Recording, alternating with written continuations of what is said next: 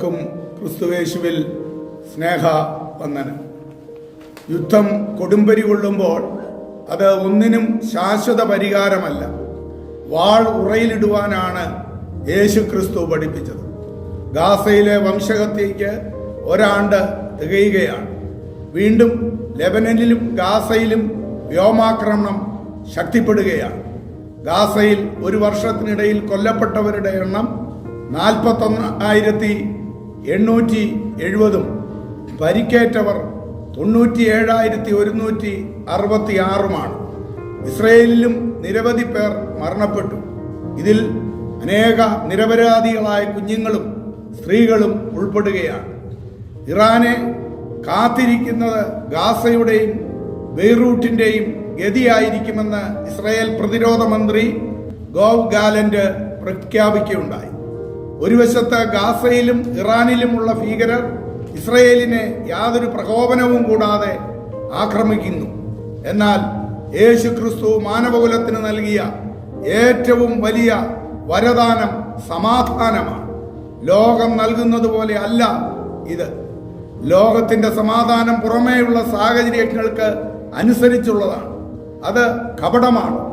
ലോകത്തിന്റെ സമാധാനം പ്രശ്നങ്ങളില്ലാത്ത, സങ്കടമില്ലാത്ത, യുദ്ധമില്ലാത്ത സാഹചര്യങ്ങളിൽ മാത്രമേ കാണാൻ കഴിയൂ. ഏതെങ്കിലും പ്രതിസന്ധി ഘട്ടം വന്നാൽ അത് തിരിഞ്ഞുകൊത്തും. ക്രിസ്തു നൽകുന്ന ആത്മീയ സമാധാനമാണ് അത് നമുക്ക് കാണുവാനായിട്ട് കഴിയുന്നത്. ഒന്നാമത്, അത് ദൈവത്തോട് സമാധാനമാകുന്നു എന്നാണ് റോമാലേഖനം 5:1 വ്യക്തമാക്കുന്നത്. 2, നമ്മുടെ ഹൃദയങ്ങളിലും മനസ്സുകളിലുമുള്ള ആന്തരിക സമാധാനമാണത്. പുറമെ പ്രതിസന്ധി വന്നാലും ക്രിസ്തുവിന്റെ സമാധാനം നമ്മിൽ വസിക്കും. 3, ക്രിസ്തുവിന്റെ സമാധാനം പരിശുദ്ധാത്മാവിന്റെ ഫലങ്ങൾ പുറപ്പെടുവിക്കുന്നതാണ്. അതുകൊണ്ട് ക്രിസ്തു ഇപ്രകാരം തന്റെ ശിഷ്യഗണത്തോട് അരുളി ചെയ്തു: നിങ്ങളുടെ ഹൃദയം കലങ്ങരുത്, പരിഭ്രമിക്കുകയും അരുത്.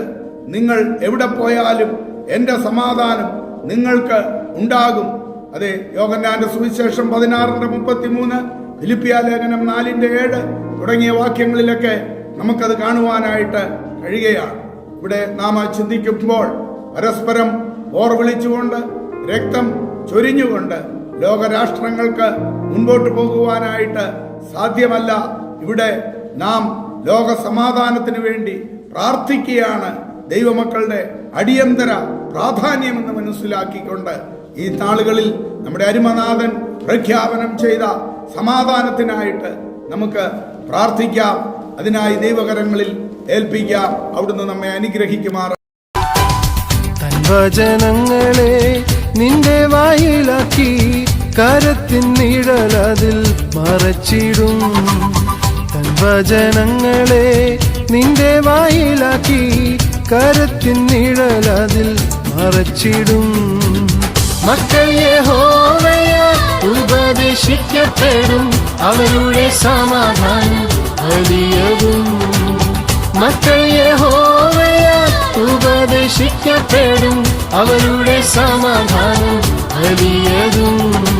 ഇസ്രായേലേ, നീ ലജ്ജിച്ചു പോകയില്ല, നിന്റെ ശത്രു നിന്നെ ജയിക്കുകയില്ല.